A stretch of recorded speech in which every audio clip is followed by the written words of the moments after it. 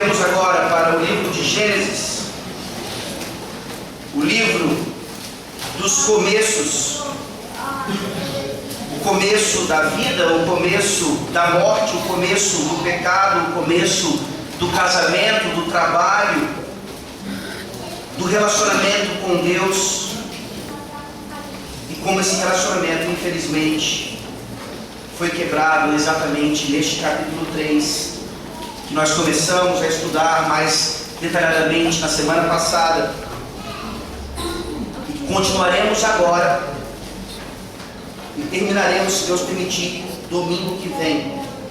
Gênesis 3, um capítulo muito rico, e esse sermão de hoje ele poderia ser pregado uma única vez, mas eu decidi dividi-lo. Então, a primeira parte, dos versículos 8 a 15, nós teremos hoje, e o restante do capítulo 3, então, na semana que vem. Na semana passada nós estudamos os versículos 1 a 7. Gênesis 3, eu farei a leitura de todo o capítulo mais uma vez, e como disse, o nosso sermão de hoje será dos versículos 8 a 15. Gênesis capítulo 3. Essa é a palavra do Senhor Deus. Mas a serpente, mais sagaz que todos os animais selváticos que o Senhor Deus tinha feito, disse à mulher: é assim que Deus diz: não comereis de toda árvore do jardim?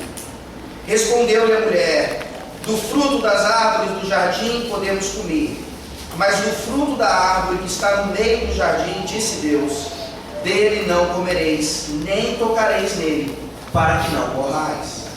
Então a serpente disse à mulher: é certo que não morrereis, porque Deus sabe que no dia que dele comerdes, se vos abrirão os olhos, e como Deus, sereis conhecedores do bem e do mal.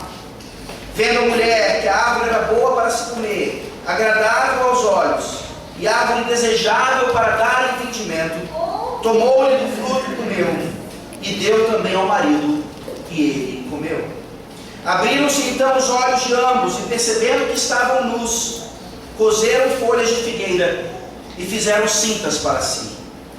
Quando ouviram a voz do Senhor Deus, que andava no jardim pela viração do dia, esconderam-se da presença do Senhor Deus, o homem e sua mulher, por entre as árvores do jardim.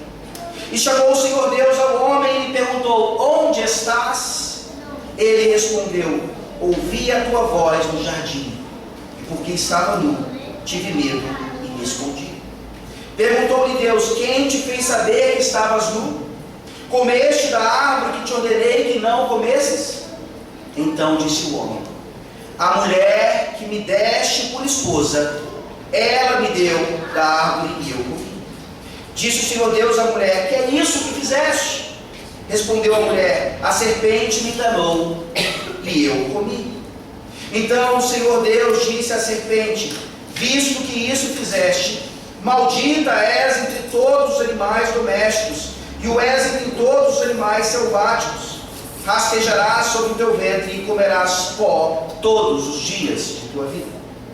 Porém, inimizade entre ti e a mulher, entre a tua descendência e o seu descendente, este te ferirá a cabeça, e tu lhe ferirás o calcanhar. E a mulher disse: multiplicarei sobremodo os sofrimentos da tua gravidez, em meio de dores darás à luz filhos. O teu desejo será para o teu marido, e ele te governará.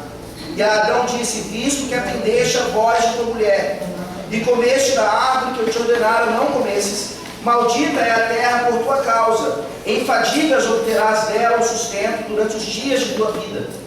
Ela produzirá também cardos e abrolhos, e tu comerás a erva do campo.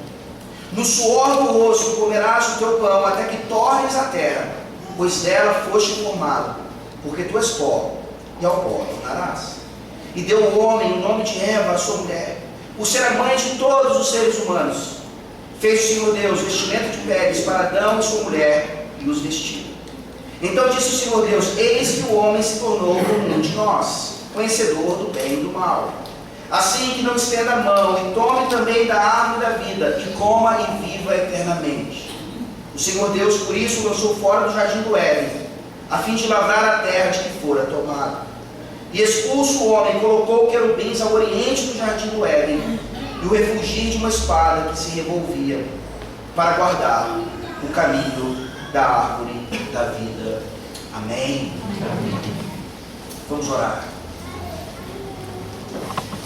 Bendito Deus, que capítulo! Como vimos na semana passada, só a sua leitura já nos causa um embrulho no estômago. Porque se prestamos atenção de fato naquilo que acabamos de ler, aqui está a origem da morte, aqui está a origem das dores, aqui está a origem de tudo aquilo que nos faz sofrer. As consequências terríveis do pecado de Adão. Oh Deus, obrigado, porque além de termos os nossos estômagos embrulhados, ficamos com náusea, nos lembrando dessa terrível condição humana. Esse capítulo maravilhoso nos lembra como o Senhor soluciona tudo isso, como o Senhor nos ajuda desde já, não guardando para um futuro apenas a salvação, a redenção, a restauração de todas as coisas. Ó Deus Todo-Poderoso, para entendermos o peso, a gravidade, até mesmo a solenidade da Tua graça, da Tua benignidade, da Tua misericórdia, é necessário que entendamos, ó Deus, o peso, a seriedade, a gravidade do pecado. Nós não meditamos sobre essas coisas. Nós tentamos fugir da ideia de que nós, assim como nossos primeiros pais, pecamos contra o Senhor, desobedecemos o Senhor. Tantos púlpitos hoje por aí afora, pregando a Tua graça e a Tua misericórdia, sem o pecado, sem a queda, sem a morte. Isso não é graça, isso não é misericórdia, isso é qualquer coisa, mas não o Evangelho. Ó Deus, nessa manhã nós te rogamos que o Senhor mais uma vez nos apresente o Teu santo Evangelho, a partir desse texto tão primordial. Lá no princípio, ó Deus, o Evangelho já era a esperança, não só de Adão e Eva, não só dos patriarcas, não só de todo o povo da antiga aliança, mas também para nós hoje. Esperança essa para os que já estão em Ti, esperança essa para aqueles que entraram aqui ainda sem o Senhor. Ó Deus, salva nessa manhã, salva, Senhor. Nós sabemos que o Senhor continua fazendo isso, salva. Nós te rogamos, em nome de Jesus, o descendente da mulher. Amém. Amém.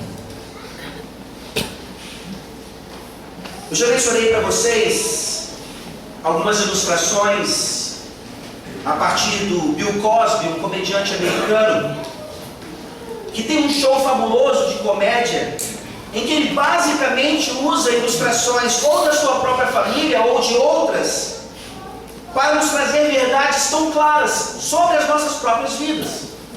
E há um momento naquele show em que ele fala sobre como pais que têm um filho só, eles não podem ser considerados pais de verdade.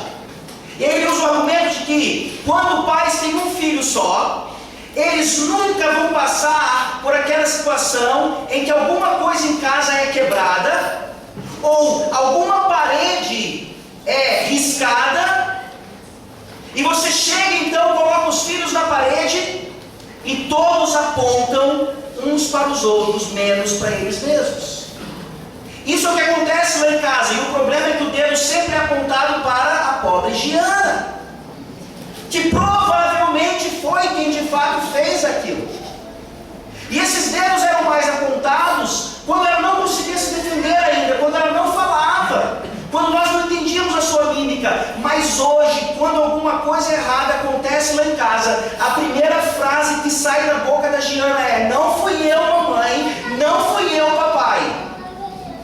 Ela não tem a menor ideia de quem foi. Talvez tenha sido ela mesma, nós já testemunhamos isso. Mas ela sabe, ela se convenceu que não foi ela. Herança de quem? Diretamente dos seus pais. Mas que herdaram isso também dos seus primeiros pais, Adão e Eva, que infelizmente, diante daquele primeiro erro fatal, daquele primeiro erro decisivo, ao invés de buscarem a misericórdia do Senhor, eles buscam essa autojustiça, essa autojustificação, essa transferência de culpa, achando que é isso que vai solucionar o problema.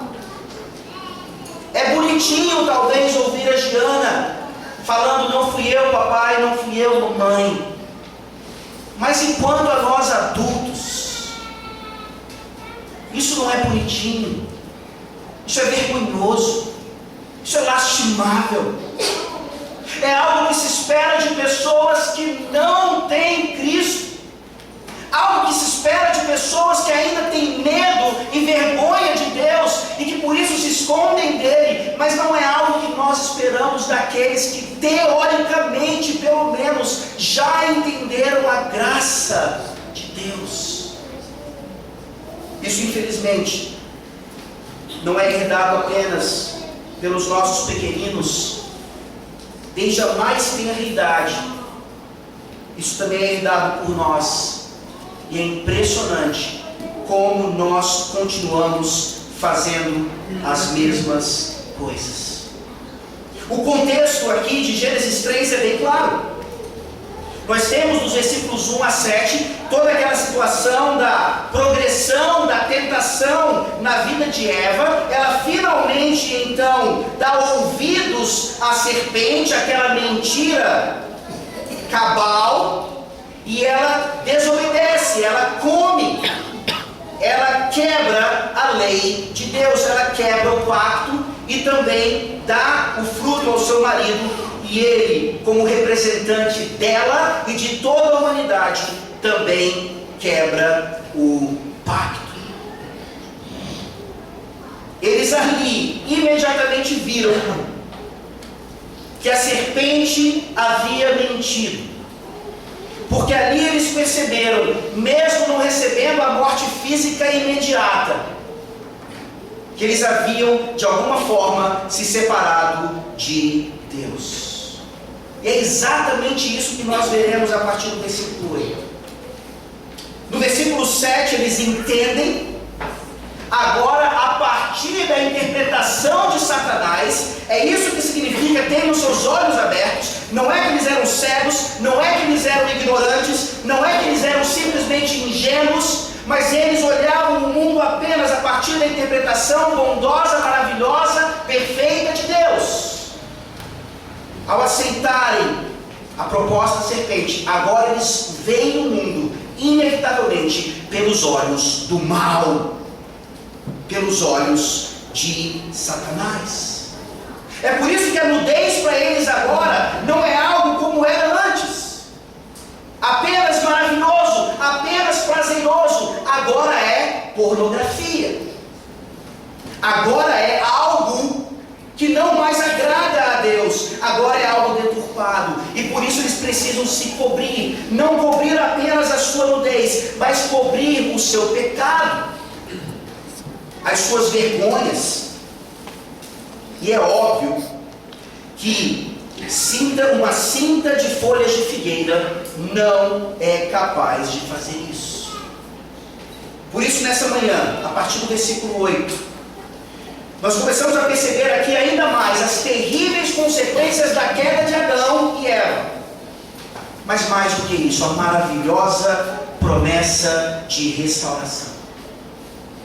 O capítulo 3, de uma forma bem direta e clara, continua nos falando das consequências terríveis, horríveis da queda, do pecado de Adão e Eva.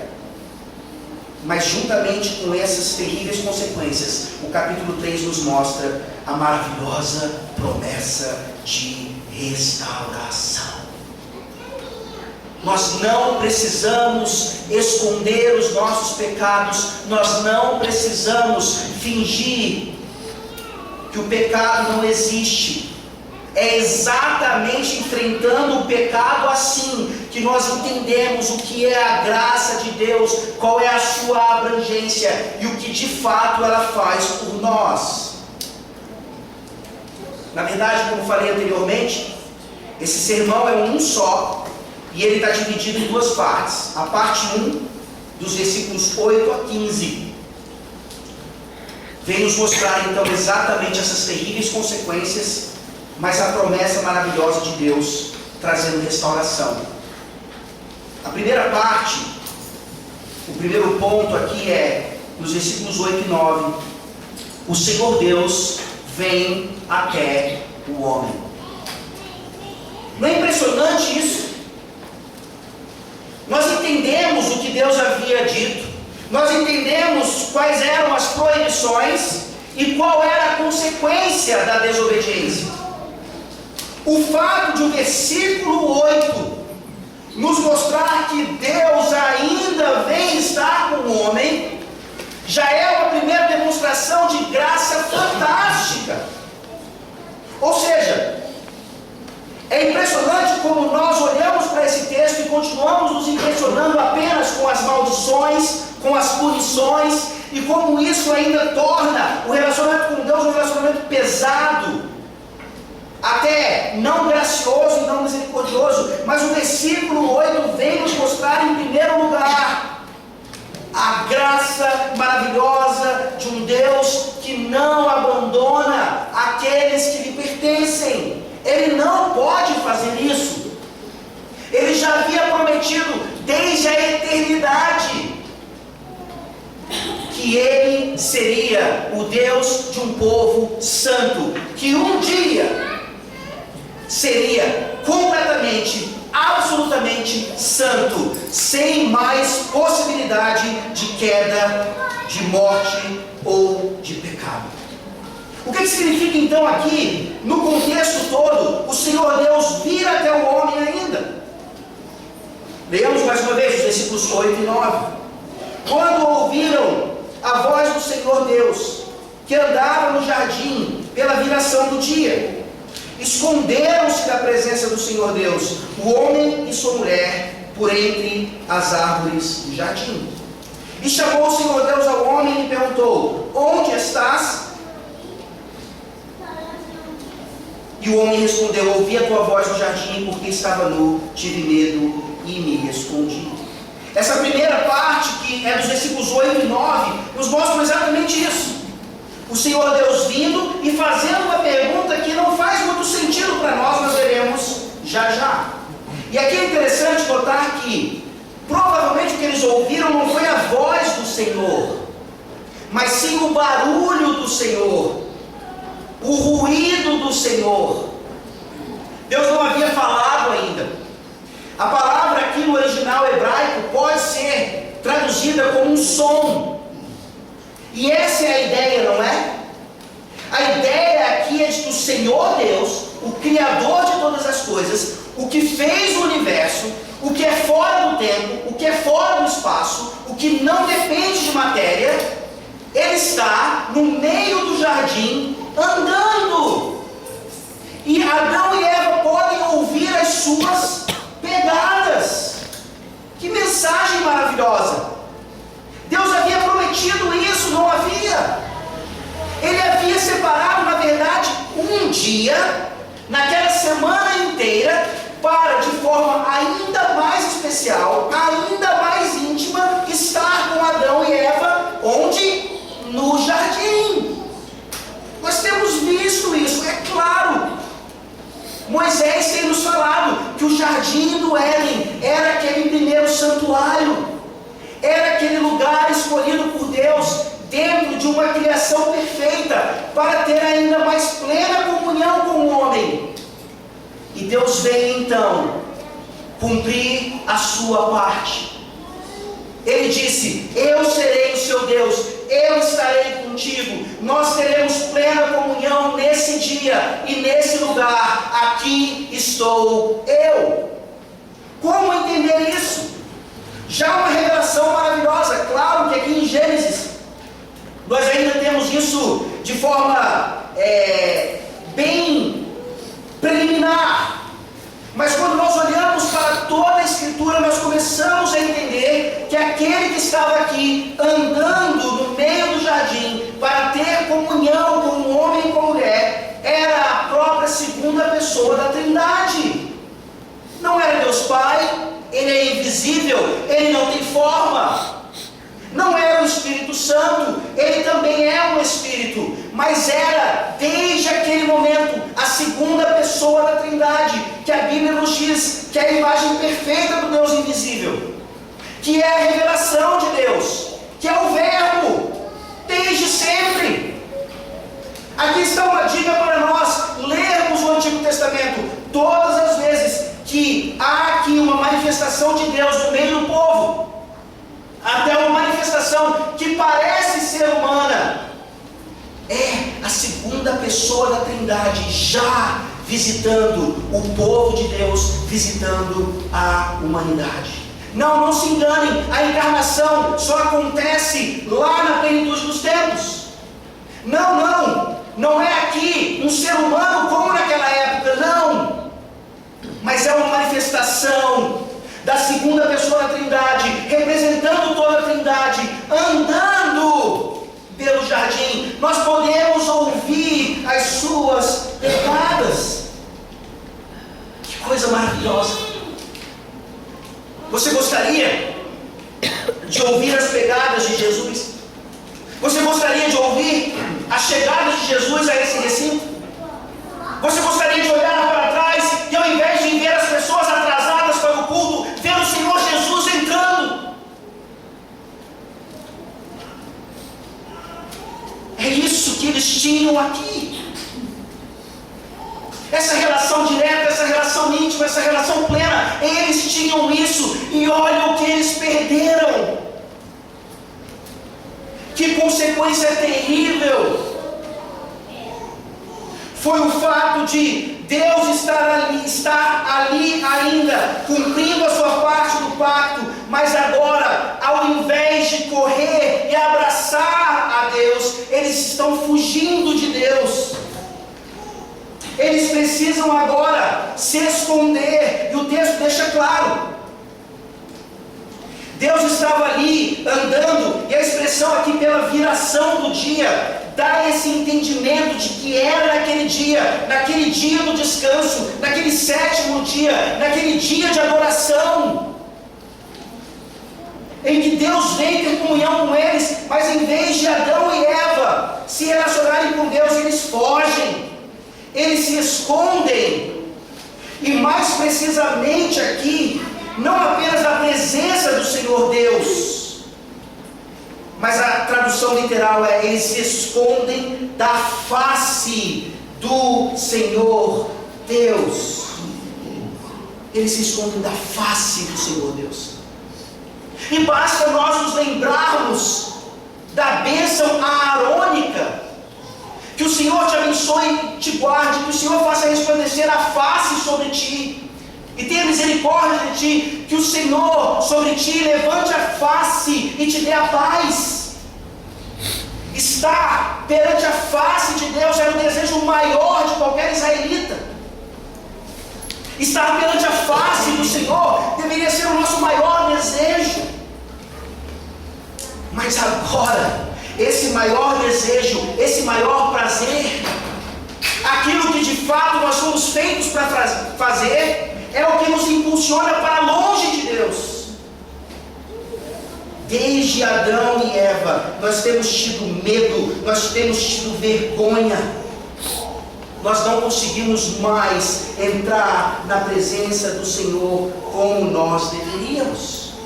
Isso fica mais uma vez evidente em nossas vidas aqui, hoje de manhã. No final das contas, nós não temos a menor ideia, mais uma vez, porque nós viemos aqui.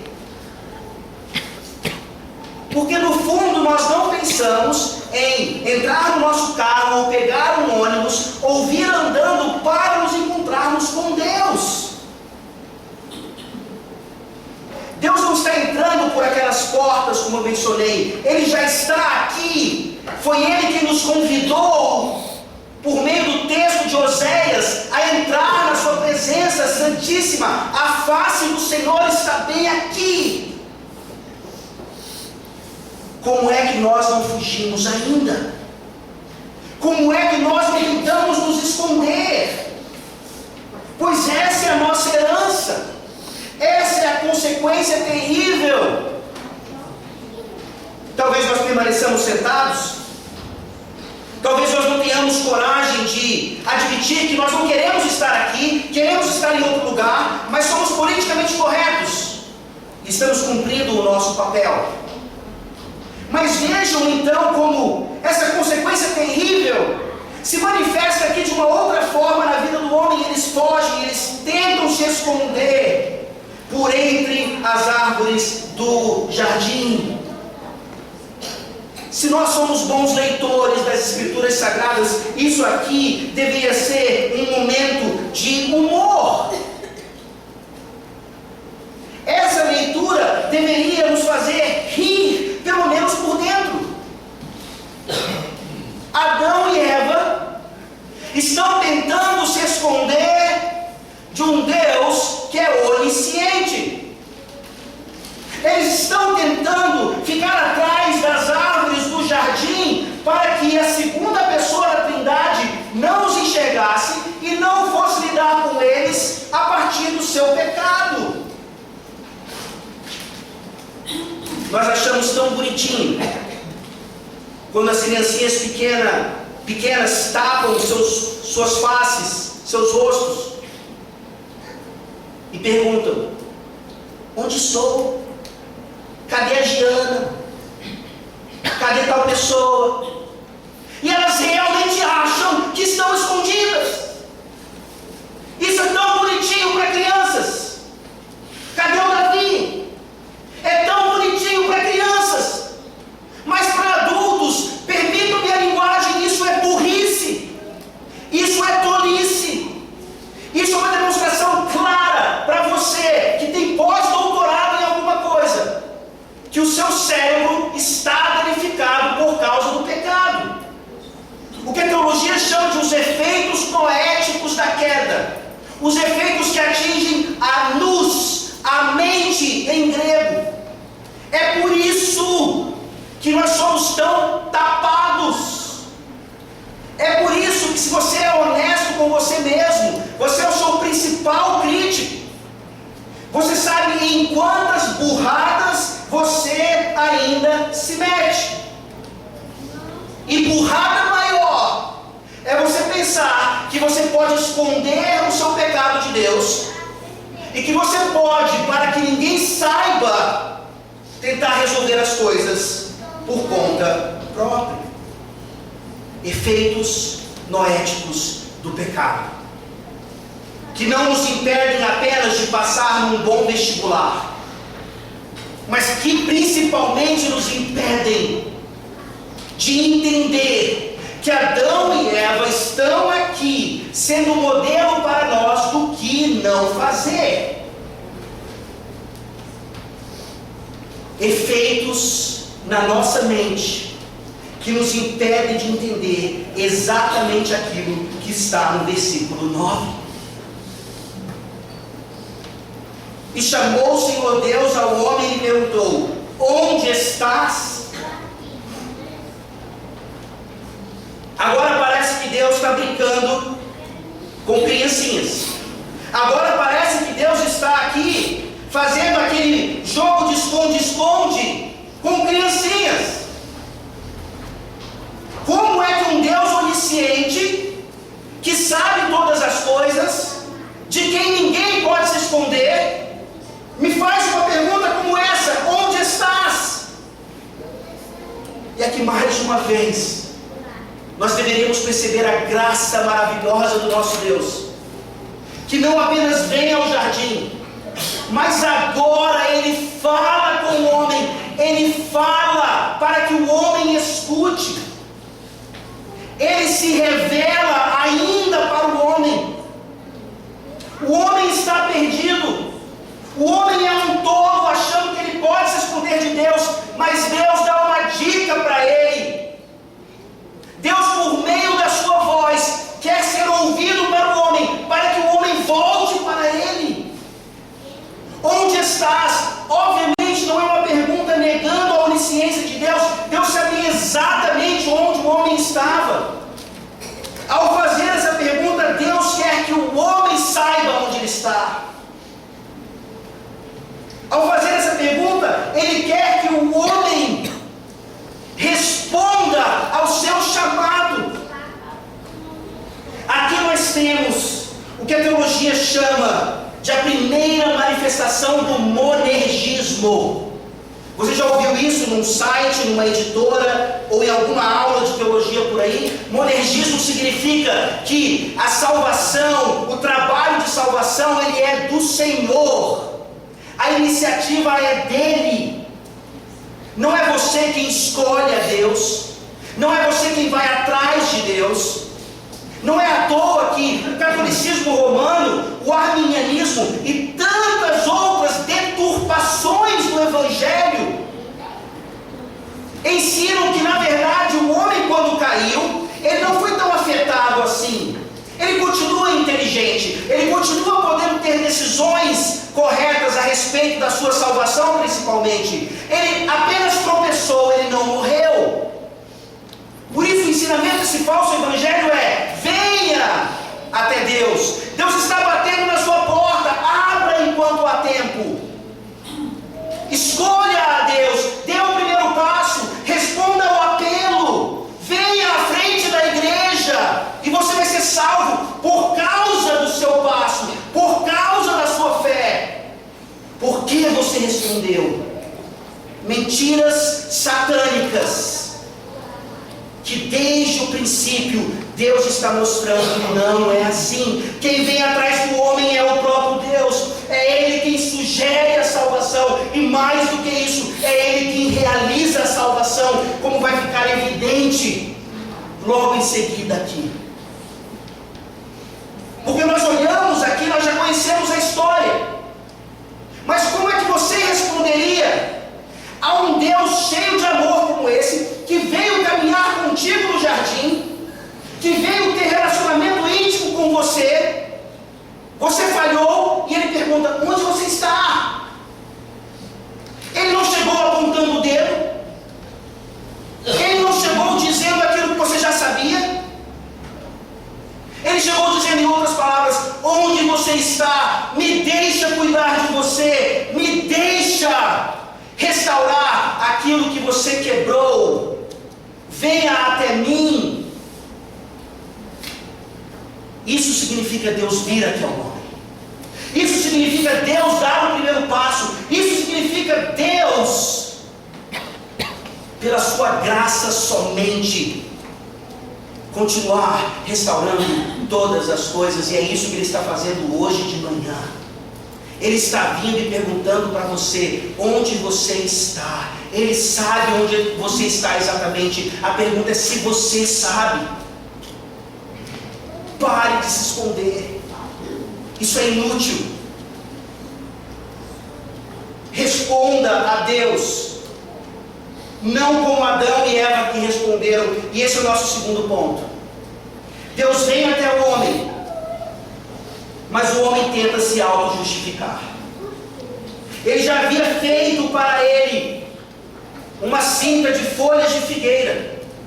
Ele achava que já estava coberto. E aqui, na sua resposta para Adão, isso fica ainda mais evidente, a partir do versículo 10 até o versículo 13. E ele respondeu: ouvi a tua voz no jardim, e porque estava nu, tive medo e me escondi. Perguntou-lhe Deus: quem te fez saber que estavas nu?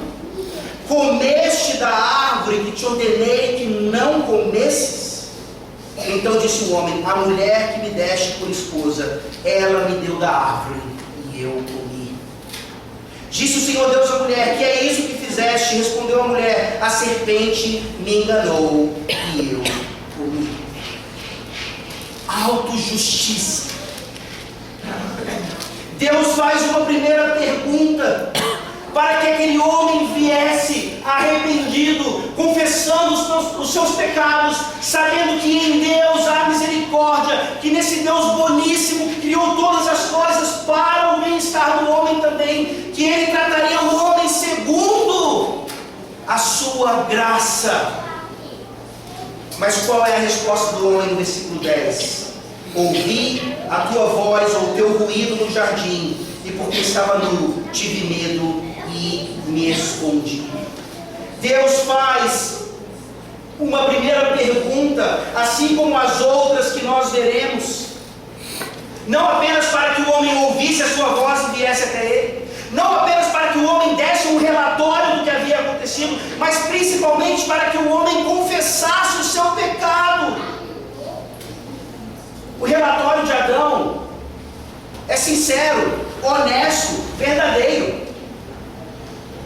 Ele reconhece que teve medo de Deus, porque sabia agora que estava nu, e por isso ele se esconde. É esse o seu relatório aqui nessa manhã. Você está aqui nessa igreja, eu não sei qual é a razão, mas você ainda está se escondendo de Deus. Você sabe quais são os seus pecados, você sabe quem Deus é e como Ele está preparado para lhe abraçar, mas mesmo assim, o máximo que você consegue é listar os seus pecados, e não mais do que isso. Você ainda continua com medo de Deus, você ainda continua com vergonha de Deus. E Ele mais uma vez oferece uma série de perguntas, agora mais específicas, para levar o homem a esse reconhecimento de pecado, a essa confissão de pecado, a esse arrependimento de pecado. Versículo 11: quem te fez saber que estavas nu? Comeste da árvore que te ordenei que não comesses? Mais uma vez, as perguntas não são para provar que Deus não é onisciente, que Ele não sabe algumas coisas, é óbvio que não. Nós estamos vendo aqui na sequência que Deus começa com uma pergunta bem geral, que já seria suficiente para o homem confessar o seu pecado e se chegar mais uma vez até Deus, mas o homem não consegue. Ele prefere ter medo, ele prefere ter vergonha, ele prefere se esconder, mas Deus vem, Ele continua vindo, e Ele vai mexendo ainda mais lá no seu coração, como o Espírito Santo está mexendo agora. Ele sabe dos seus podres, ele conhece o seu passado, Ele conhece aquilo que nem o seu cônjuge conhece, Ele conhece.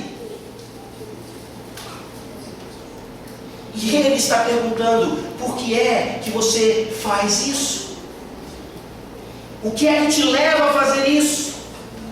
Por acaso você fez tal coisa? E a nossa resposta aqui, a gente tem que falar bem baixinho para ninguém ouvir: sim, eu fiz, essa semana eu fiz de novo, e ainda bem que ninguém viu.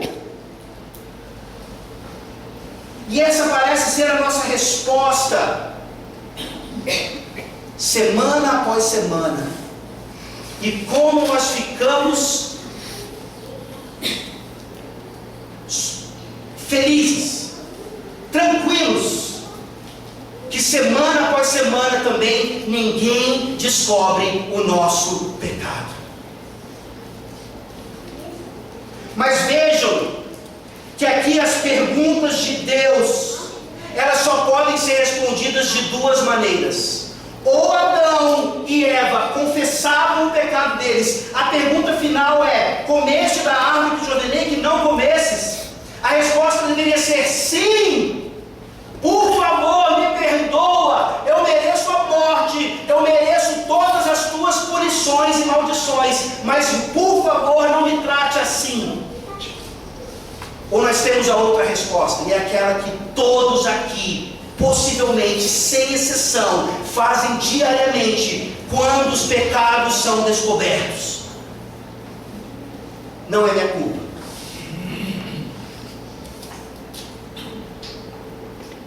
te fazer um breve histórico da sua vida. Quando seus pecados foram descobertos, quando você foi pego em flagrante, quando você foi pego com a boca na botija, qual é a sua reação? Não é minha culpa.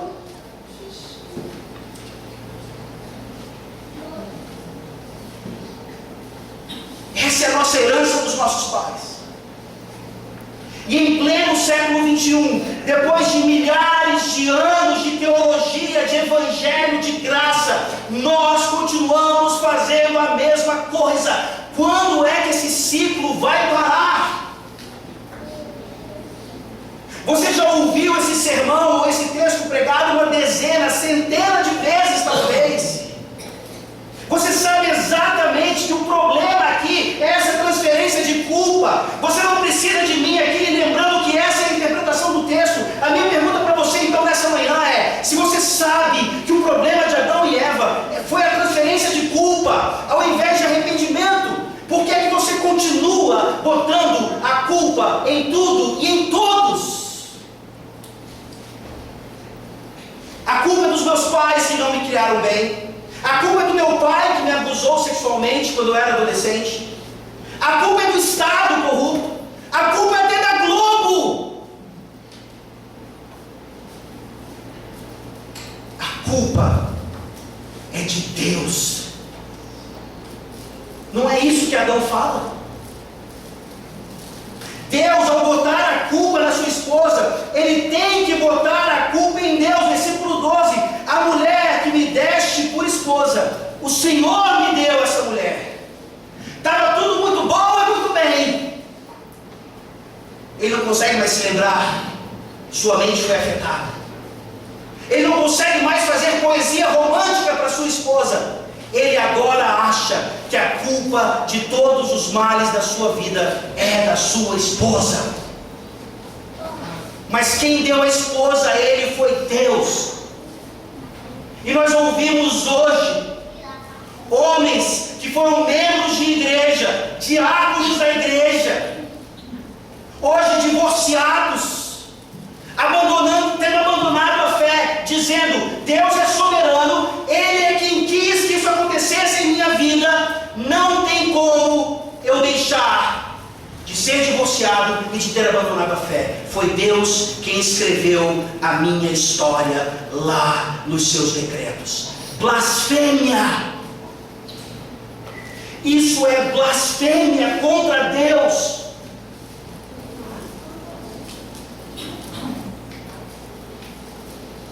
A queda do homem, o nosso pecado, não é culpa de Deus. E para nós, maridos, bem especificamente, se você é como eu, tudo é culpa da Alessandra. Se eu cometo um erro no trânsito, é porque ela não me avisou. Se as nossas finanças não estão bem em casa, é porque ela gasta demais. É impressionante como nessa hora eu realmente trato a minha esposa como a parte mais frágil. Porque eu sei que a culpa é do conselho, eu sei que a culpa é dos diáconos, eu sei que a culpa é das ovelhas, mas quem paga o pato é a Alessandra. Em casa, quando ninguém está olhando, quando está só eu e ela, se não fosse por ela, como eu seria um pastor melhor? Se não fosse por ela, como eu seria um homem melhor? Herança dos nossos pais. E a coisa mais irônica desse sermão é que nesse exato momento, conscientemente ou inconscientemente, nós estamos botando a culpa em Adão. Se Adão não tivesse caído, se Eva não tivesse dado ouvidos à serpente. Esse é o teste do Espírito Santo para você nessa manhã, testando o seu orgulho, testando a sua soberba. Assuma os seus erros, assuma a sua sua culpa.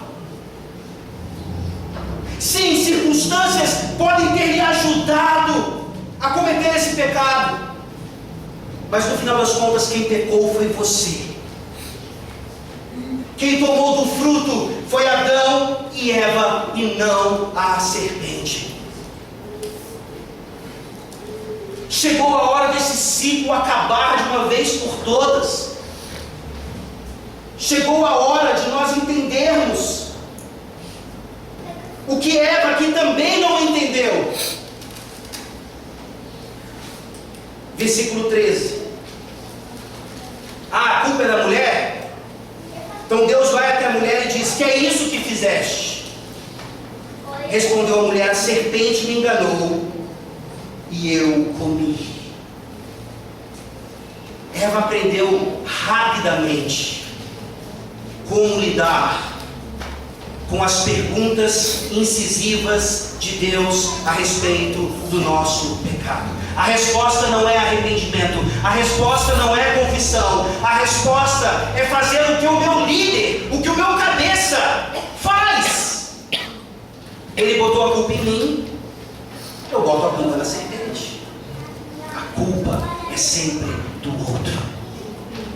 Como é que você ousa continuar indo para psicólogos cuja base é exatamente essa? A psicologia moderna hoje, mesmo fantasiada de cristã, ensina que a culpa não é sua, que a forma de você se livrar dos seus traumas é tomar remédio tarja preta para aliviar as consequências dos sintomas e para você finalmente se livrar e libertar de suas culpas, geradas em você por causa da religião, por causa de seus pais tão carrascos, por causa de um sistema de direita que pune criminosos e corruptos injustamente, que claramente são vítimas. Nós olhamos aterrorizados para o depoimento de políticos se autodefendendo como se fossem as piores vítimas do mundo, e nós fazemos as mesmas coisas. Aliás, um parênteses: se você sequer pensou ir nessa manifestação que vai ter hoje, por favor, duas coisas. Não é assim que o país vai se libertar dessa corrupção que claramente está aí. Em segundo lugar, o dia do Senhor não foi feito para essas coisas. Não estou dizendo que você não deve se manifestar contra governos corruptos. Não faça isso no dia do Senhor. Não vá, não agrada a Deus. Ore imprecatoriamente. Passe a tarde orando para que Deus derrube todos aqueles que não fazem parte de um governo justo e honesto de seus cargos. Queridos irmãos, principalmente dos pais aqui nessa manhã, não é apenas Eva que aprende rapidamente, os nossos filhos aprendem rapidamente também. É por isso que a Giana, com 2 aninhos de idade, ela fala isso da forma mais natural possível. Não fui eu, papai, não fui eu, mamãe, e foi ela. Está ali. Filhos, crianças, prestem atenção aqui. Se eu pudesse, eu chamaria cada um dos nomes de vocês. Olhem para mim agora. Parem de repetir os nossos erros. Parem de fazer as mesmas coisas que nós fazemos quando nós erramos. Chegou a hora de vocês, enquanto filhos da aliança, serem uma geração de fato diferente, acabarem com esse ciclo terrível. Assumam o erro de vocês, confessem os pecados de vocês. Deus é muito mais gracioso do que nós pensamos e imaginamos. Quando vocês quebrarem alguma coisa, quando vocês riscarem uma parede, quando vocês tiverem algum desejo mau, algum pensamento impuro, venham até os seus pais e peçam ajuda. Parem de pedir ajuda para os seus colegas de escola. Parem de pedir ajuda para essa psicologia satânica. Parem de pedir ajuda para qualquer outra coisa que não vai solucionar o seu problema. Ajude-nos a confessar os nossos pecados também. Ajude-nos a quebrar o ciclo estabelecido desde Adão e Eva.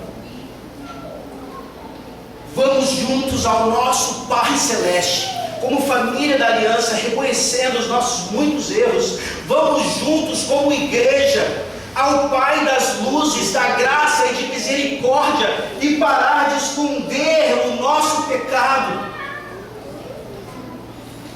Aprenda o que é uma verdadeira confissão de pecado. Aprenda e experimente o que é um verdadeiro perdão, a partir de um arrependimento genuíno que só o Espírito Santo pode nos dar.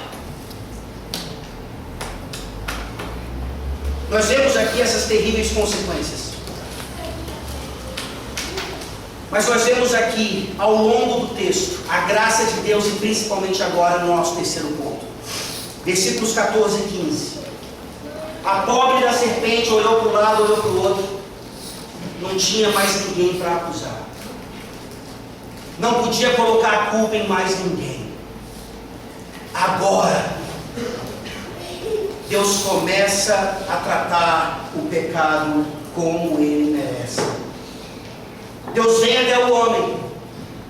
O homem responde com autojustiça, com transferência de culpa. Então Deus vem e soluciona o problema de uma vez por todas. Versículos 14 e 15. Então o Senhor Deus disse à serpente: visto que isso fizeste, maldita és entre todos os animais domésticos, e o és entre todos os animais selváticos. Rastejarás sobre o teu ventre, e comerás pó todos os dias da tua vida. Porém, inimizade entre ti e a mulher, entre a tua descendência e o seu descendente, este te ferirá a cabeça, e tu lhe ferirás o calcanhar. Como é que é a solução do problema? Como é que é a solução do pecado? Deus lida com o pecado, Ele trata do pecado. Ele não passa a mão na cabeça de pecadores. O pecado sempre deve ser tratado. E obviamente aqui no versículo 14, ele começa a lidar com a serpente. A serpente é punida. Mas não nos enganemos. Animais não são seres morais.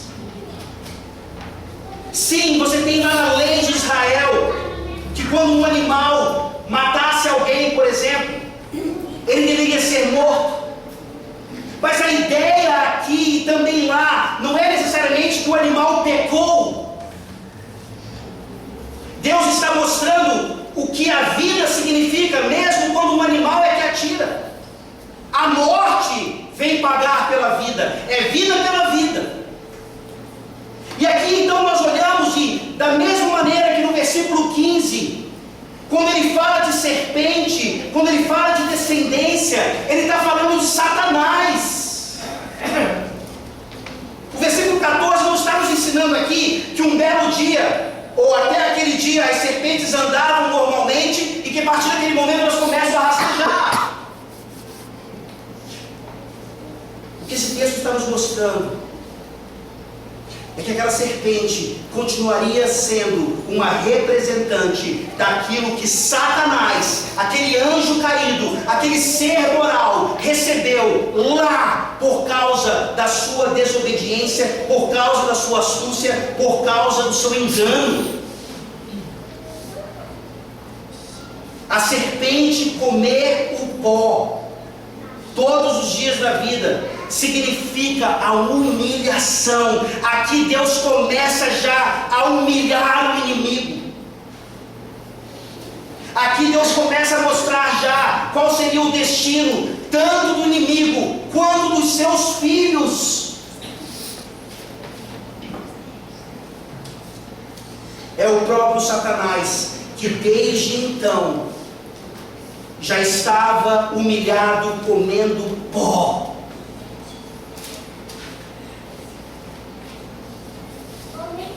E exatamente por causa disso, exatamente porque a partir daquele momento, agora é o próprio Deus. Vejam aqui quem é o sujeito do versículo 15, primeira pessoa do singular, porém inimizade. É o próprio Senhor Deus, não foi o acaso, não é uma luta eterna entre o bem e o mal. Deus, por causa da queda, por causa do pecado, para solucionar esse problema, Ele coloca essa inimizade.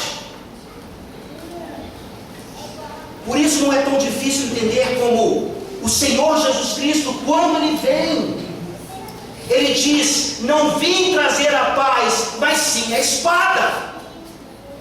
E ali Ele diz claramente: dividir pai e filhos, relações íntimas, de tanto amor, que nós não conseguimos nem sequer imaginar viver sem elas. Deus aqui, soberanamente, põe inimizade entre a semente da mulher e a semente de Satanás. Sabe o que isso significa? Que o seu cônjuge, que não é cristão, que não faz parte do pacto, quando ele diz eu te amo, ele está mentindo. Foi Deus que colocou inimizade. O seu cônjuge, o seu familiar, o seu namorado, quem quer que seja, que você tanto, por quem você tem tanta afeição, eles são seus inimigos. É o que a Bíblia está nos dizendo. Sim, eles precisam do Evangelho, sim, eles precisam de você enquanto instrumento para levar misericórdia até eles, mas prestem atenção no que eu estou dizendo. Mais uma vez, se você está aqui, você ainda é solteiro, você ainda é solteira, não se case com seu inimigo, não se case com a sua inimiga. Não é só uma recomendação, porque há tantos casamentos aí, aparentemente felizes e alegres, entre pessoas que não são crentes. O que Deus está estabelecendo aqui desde o princípio é que isso já seria pecado, é que isso já seria aquilo, o oposto ao que Ele mesmo determinou aqui. Foi Deus quem fez isso. Por causa da queda, Ele estabeleceria agora definitivamente um povo santo, separado. Não pelo povo em si, mas para que daquele povo viesse um descendente, o descendente que destruiria a serpente de uma vez por todas. E vejam aqui no versículo 15, como nós temos de fato o proto-evangelho, essa expressão usada na teologia, o primeiro evangelho, a primeira manifestação clara do evangelho, de que viria um que sofreria sim, mas por meio do seu sofrimento, ele traria redenção e salvação, ele reverteria por completo as terríveis consequências da queda de Adão. Vocês conseguem ver aqui no versículo 15, não só a inimizade, mas dentro desse povo, dentro dessa descendência da mulher, aquele descendente maravilhoso, que aqui já nos é dito claramente, teria que ser um homem.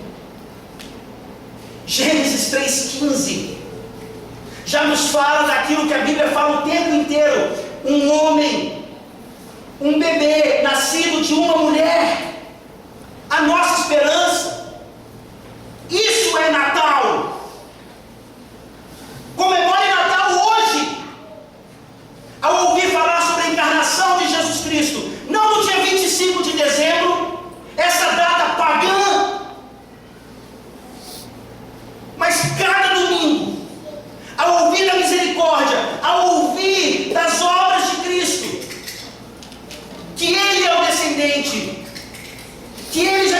restaurando e que um dia vai restaurar totalmente.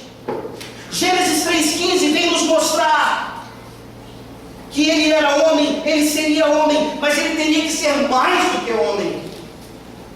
Ele nasceria de uma mulher, mas ele teria que ser mais do que humano, porque ele não vem destruir um animal.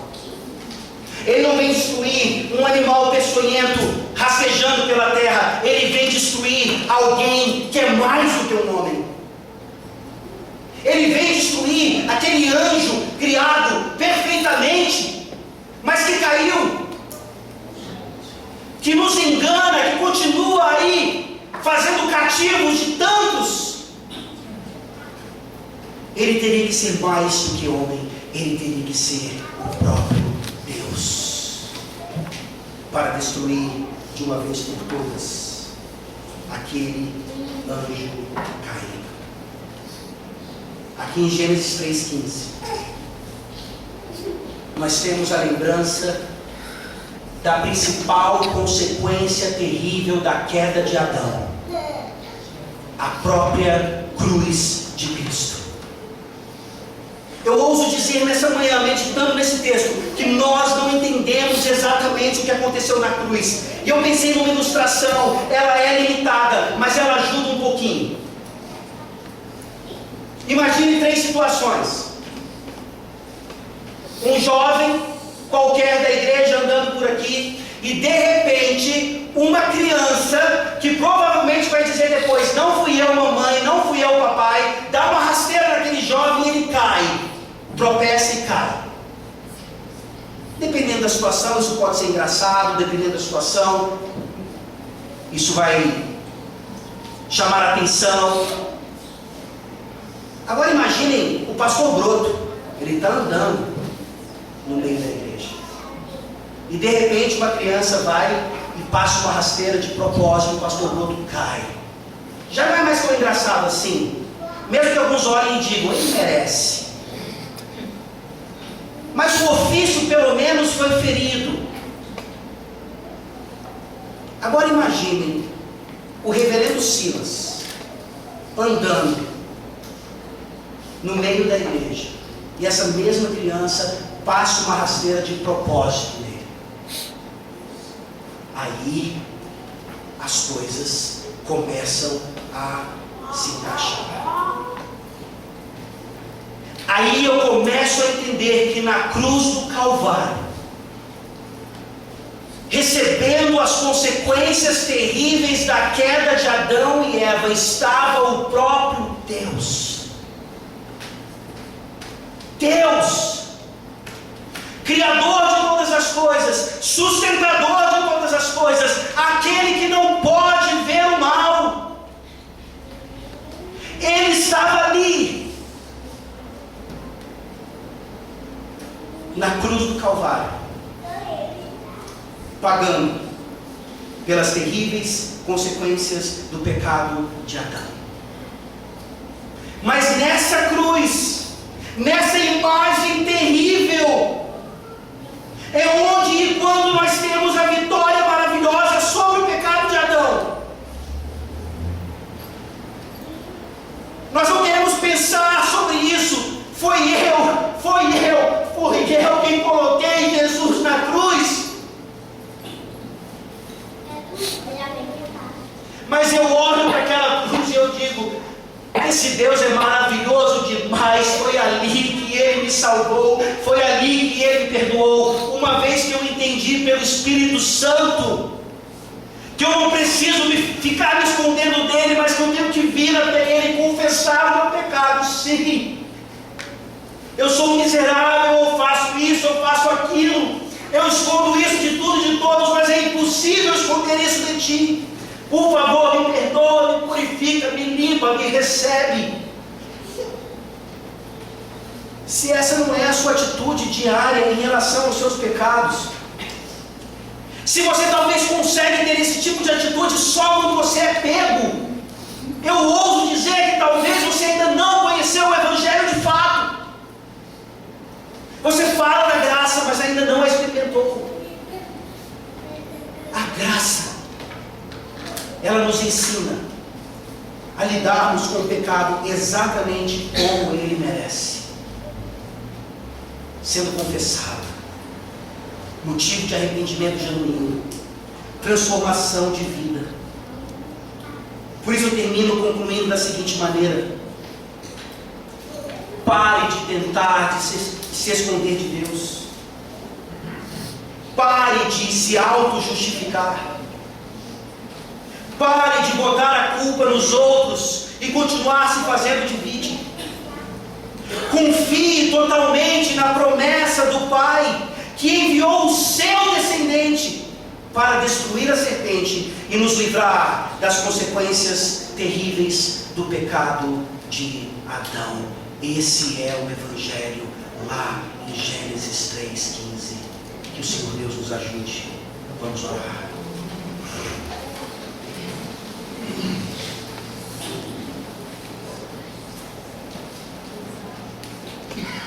Senhor Deus Todo-Poderoso,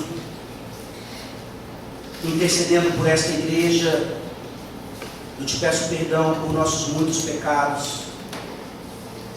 Eu te peço perdão porque nós continuamos tentando nos esconder de Ti. Nós não sabemos o que é confessar pecados, nós não sabemos assumir a nossa culpa. Nós criticamos os outros, mas nós somos os primeiros a nos fazermos de vítimas, quando na verdade o que nós mais precisamos é de arrependimento, é de confissão, de contrição. Só o Teu Santo Espírito pode nos dar essas coisas. Tende misericórdia de nós. Ensina os nossos pequeninos filhos da aliança o que é a graça de fato, porque parece que nós mais velhos não sabemos o que é isso. Ensina os nossos filhos a crescerem, ensinando os seus filhos e as próximas gerações a se apresentarem diante do Senhor, cheio de misericórdia e de graça, que vai sim tratar do pecado, mas que vai perdoá-los, que vai recebê-los, porque Jesus Cristo, o descendente, já pagou, já derramou o seu sangue, já começou a reverter as terríveis maldições que foram fruto da queda. Ó Deus, nessa manhã eu te peço a todos aqueles que estão aqui nessa manhã e que nós amamos, talvez já façam até parte da nossa comunidade, mas ainda são inimigos nossos, porque eles são inimigos teus. Eles não estão em Cristo. Nessa manhã, ó Deus, por favor, que eles recebam a graça e o dom da fé e do arrependimento, e que nós possamos ver salvação neste lugar, não uma resposta superficial a um apelo qualquer, não um primeiro passo para que o Senhor então responda graciosamente, mas que nessa manhã e em todos os outros dias das nossas vidas nós vejamos um monergismo acontecendo, o Senhor ainda vindo até nós, o Senhor ainda tomando a iniciativa para livrar o seu povo dos seus pecados e da maldição do pacto das obras. Tende misericórdia de nós, em nome de Jesus. Amém. Amém. Fiquemos de pé.